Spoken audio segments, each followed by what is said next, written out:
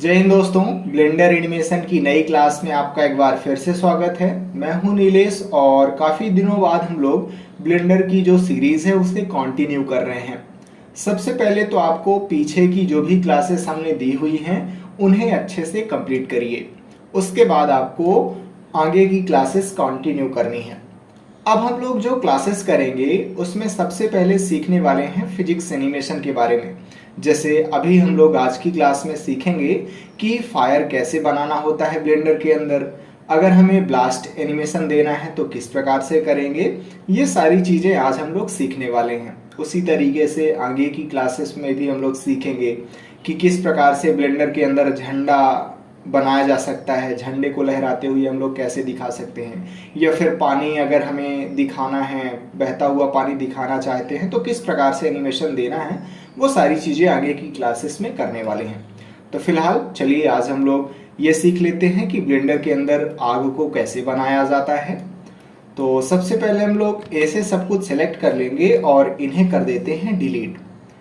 Shift ए press करेंगे, mesh पे जाएंगे और मैं ऐड कर लेता हूं एक मंकी। ये हमने मंकी ऐड कर लिया है। नम पीरियड प्रेस करके इसके पास में आ जाते हैं। अभी हमारा मंकी उतना ज़्यादा बढ़िया नज़र नहीं आ रहा है तो कंट्रोल 2 प्रेस करेंगे, 2 लेवल का सब डिवीजन मॉडिफायर लग जाएगा।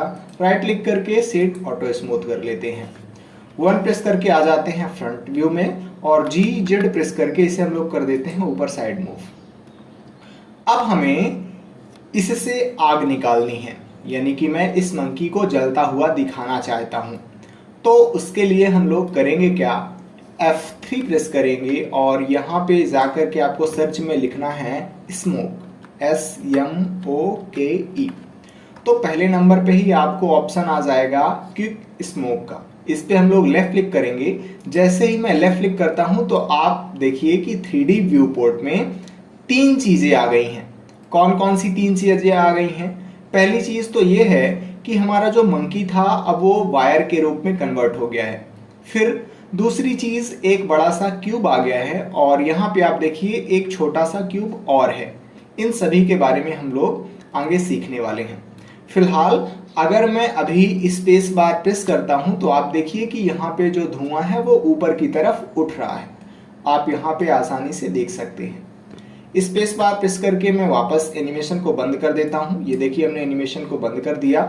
शिफ्ट और लेफ्ट एरो से पहले वाले फ्रेम पे आ जाते हैं और थोड़ा सा भी हम लोग यहाँ पे सेटिंग को सही करते हैं। अभी मैं इस बड़े वाले बॉक्स को सेलेक्ट कर लेता हूं और हम लोग आ जाते हैं इस फिजिक्स प्रॉपर्टी वाले ऑप्शन पे। इस पे हम लोग लेफ्ट क्लिक करेंगे। मैं इसे अभी थोड़ा सा बड़ा कर लेता हूं। माउस व्हील को रोटेट करेंगे तो जो नीचे साइड के ऑप्शन हैं वो ऊपर साइड उठने लगते हैं। अभी आप यहाँ पे देखिए कि सिर्फ और सिर्फ हमें धुआं नजर आ रहा है। हम ये चाहते हैं कि यहाँ पे आग भी दिखे, तो उसके लिए सबसे पहले हम लोग मंकी को सेलेक्ट कर लेते हैं और फिर यहाँ पे जाएंगे। आप देखिए ऑप्शन फ्लो टाइप का ऑप्शन दिखेगा।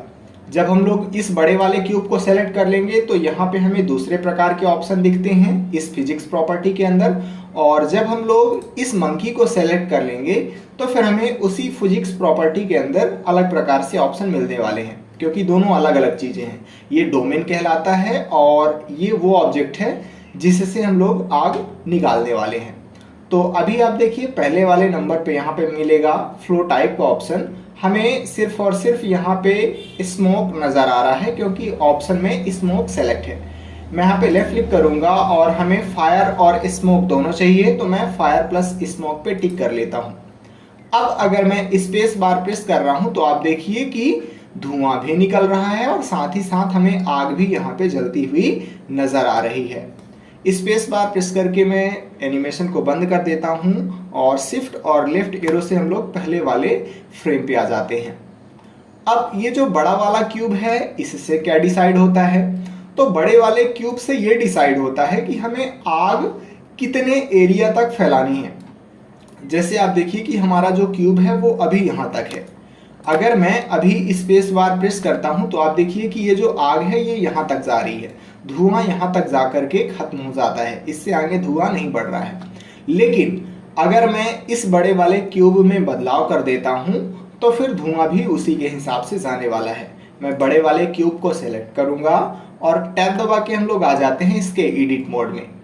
मैं यस और शिफ्ट जेड प्रेस करके इसे एक्स और वाई एक्सिस में स्केल कर लेता हूँ। ये हमने इसे कर लिया पतला और मुझे आग को काफ़ी ऊपर तक लेके जाना है, तो मैं ऊपर साइड के जो वर्टेक्स हैं इनको सेलेक्ट कर लेता हूँ। हमने ऊपर साइड के सभी वर्टेक्स सेलेक्ट कर लिए और जी जेड प्रेस करके इसे मैं कर देता हूँ ऊपर साइड मूव। ये तो अब जो हमारी आग है वो यहाँ तक जाने वाली है। टैब दबा के मैं वापस आ जाता हूँ और शिफ्ट और लेफ्ट एरो से पहले वाले फ्रेम पे आ जाएंगे और स्पेस बार प्रेस करके देखेंगे तो आप देखिए कि ये जो आग है अब ये काफ़ी ऊपर तक जा रही है, ये धुआं यहाँ तक जा रहा है।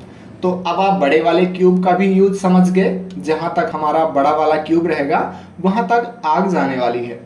अब हम लोग इस छोटे वाले क्यूब के बारे में भी समझ लेते हैं। अभी हमारा बड़ा वाला क्यूब सेलेक्ट है और यहाँ पे आप देखिए ऑप्शन है एक रिजोल्यूशन का। जब मैं इस वाली वैल्यू को घटाऊंगा तो आप देखिएगा कि इस वाले क्यूब का जो आकार है वो बढ़ेगा। ये मैं इसे कम कर रहा हूँ तो आप देखिए कि इसका जो साइज है वो बढ़ रहा है। अब अगर मैं शिफ्ट और लेफ्ट एरो से पहले वाले फ्रेम पे आ जाऊंगा और स्पेस बार प्रेस करके देखूंगा तो आप देखिए कि इस बार जो आग है उसका रेजोल्यूशन काफ़ी ज़्यादा कम है, हमें उतना ज़्यादा मज़ा नहीं आ रहा है। लेकिन अगर मैं इस वैल्यू को बढ़ा देता हूँ, इस वैल्यू को मैं बढ़ा के कर देता हूँ 100, अब ये वाला जो क्यूब है ये छोटा हो गया है। अब मैं पहले वाले फ्रेम पे आ जाता हूँ और स्पेस बार प्रेस करके देखता हूँ तो आप देखिए कि यहाँ पे जो डिटेल्स हैं वो काफ़ी ज़्यादा हैं। तो थोड़ा सा हम लोग यहाँ पे समझें कि इसका मतलब क्या हुआ। देखिए, जब हम लोग रेजोल्यूशन की वैल्यू को कम कर देते हैं तो इस क्यूब का आकार बड़ा हो जाएगा। इसका मतलब ये हुआ कि यहाँ पे जो डिटेल्स हैं वो कम हो जाएंगी। लेकिन अगर मैं वैल्यू को बढ़ा रहा हूँ, रेजोल्यूशन की वैल्यू का बढ़ना, इसका मतलब ये हुआ कि यहाँ पे जो लेवल ऑफ डिटेल्स रहेंगी वो काफ़ी ज़्यादा हो जाएंगी और हमारा क्यूब यहाँ पे छोटा दिखेगा। अब जब रेजोल्यूशन ज़्यादा है इसका मतलब ये हुआ कि यहाँ पे जो भी हमें फायर दिखेगी वो काफ़ी बढ़िया अच्छी दिखने वाली है। शिफ्ट और लेफ्ट एरो प्रेस करके पहले वाले फ्रेम पे आ जाते हैं और स्पेस बार प्रेस करके देखते हैं तो आप देखिए कि यहाँ पे जो आग है वो काफ़ी ज़्यादा बढ़िया हमें यहाँ पे नज़र आ रही है। अब हम लोग करेंगे क्या, सबसे पहले तो नीचे साइड आ जाते हैं। तो सबसे पहले तो यहाँ पे आपको एक और सेटिंग करनी है, आपको कैश पे आ जाना है और ये जो टाइप है इस पे हम लोग रिप्ले की जगह कर लेंगे मॉड्यूलर। अब हमें इस रिज्यूमेबल को भी टर्न ऑन कर लेना है। मैं इस पे लेफ्ट क्लिक करूंगा, अब ये टर्न ऑन हो जाएगा। मुझे ऊपर साइड आना है, मैं माउस व्हील को रोटेट करके ऊपर साइड आ जाता हूँ और अब आपको बेक डाटा पे टिक करना है। बेक डाटा पे टिक करने से पहले आप अपने ब्लेंडर फाइल को सेव भी कर सकते हैं। उसका रीज़न ये है कि जब हम लोग बेक डाटा पे एक बार क्लिक कर देंगे तो यहाँ पे प्रोसेस शुरू हो जाएगी और उस प्रोसेस में फिर होता क्या है कि कई बार अगर आपका जो कंप्यूटर है वो लो कॉन्फ़िगरेशन का है तो फिर उसमें आपको ज़्यादा टाइम लगने वाला है और हो सकता है कि आपका ब्लेंडर भी क्रैश कर जाए। तो सबसे पहले तो हम लोग यहाँ पे करेंगे क्या, अपने इस फाइल को सेव कर लेते हैं। कंट्रोल यस प्रेस करेंगे और मैं यहाँ पे फायर एनिमेशन नाम से इसे सेव कर लेता हूँ, क्योंकि अगर क्रैश भी हो जाता है ये ब्लेंडर तो फिर हमें कोई दिक्कत नहीं जाएगी। अब हमने यहाँ पे सेव कर लिया है इस फाइल को। अब मैं बेक डाटा पे टिक कर दूंगा तो यहाँ पे बेकिंग चालू हो जाएगी। आप यहाँ पे देखिए कि बेकिंग चालू हो गई है। आपको इंतज़ार करना है, ये बेकिंग पूरी होनी है यहाँ तक। यहाँ पे आप देखिए कि जो बेकिंग है वो पूरी की पूरी कंप्लीट हो चुकी है। अब मैं शिफ्ट और लेफ्ट एरो से पहले वाले फ्रेम पे आ जाता हूँ और स्पेस बार प्रेस करके देखता हूँ तो आप देखिए कि इस बार अब हमें जो रिजल्ट मिल रहा है वो काफ़ी बेहतर रिजल्ट मिल रहा है। अब इस तरीके से हम लोग फायर एनिमेशन को बना सकते हैं। अब सबसे पहले हम लोग आ जाते हैं इस मटेरियल प्रीव्यू वाले ऑप्शन पे और जैसे ही हम लोग यहाँ पे आ रहे हैं तो आप देखिए कि सबसे बड़ी हमारे पास प्रॉब्लम ये आ गई है कि हम लोग जैसे ही मटेरियल प्रीव्यू वाले ऑप्शन पे आते हैं तो यहाँ पे हमें जो फायर है उसका कलर देखने को नहीं मिलता है। फायर तो जल रही है, आग जल रही है आप देखिए, लेकिन यहाँ पे कलर देखने को नहीं मिलता है। तो अब हमें इस पे कलर भी डालना पड़ेगा। तो उसे कैसे करेंगे आइए वो समझ लेते हैं। मैं इसे थोड़ा सा कर लेता हूँ ऊपर, और कलर क्यों डालना पड़ रहा है थोड़ा सा उसे देख लेते हैं, क्योंकि हो सकता है आपके दिमाग में अभी वो चीज़ ना आई हो।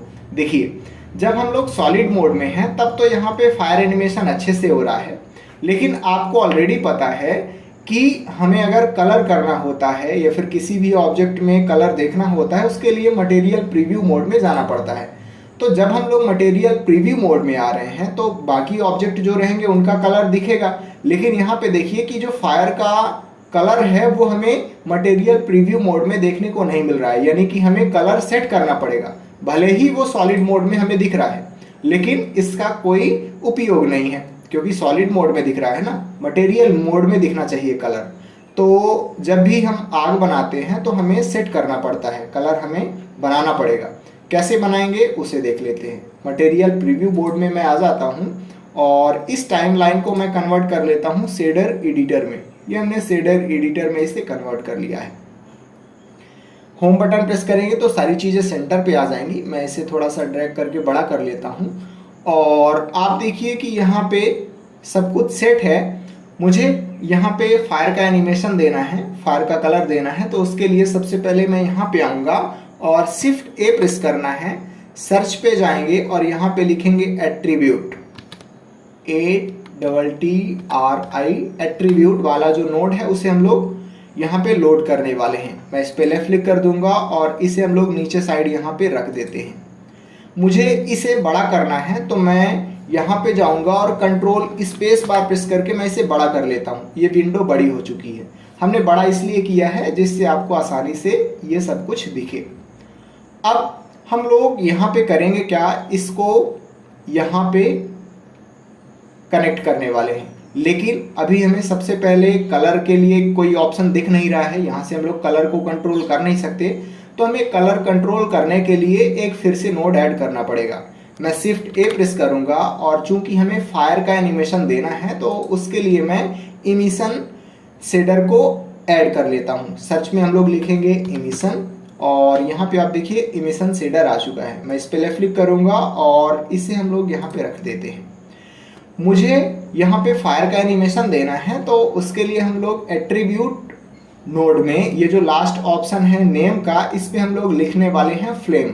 मैं यहाँ पे लेफ्ट क्लिक करूँगा और आपको यहाँ पे लिखना है फ्लेम। आपको इतना ध्यान रखना है कि ना तो स्पेलिंग डिस्टर्ब होनी चाहिए फ्लेम की, और ना ही यहाँ पे कोई भी कैपिटल लेटर में होना चाहिए। सारे के सारे यहाँ पे जो लेटर हैं वो स्मॉल में है। अब हम लोग फैक्टर को कनेक्ट कर देंगे स्ट्रेंथ से और हमें इस इमिशन शेडर को ऐड करना है यहाँ पे आउटपुट से।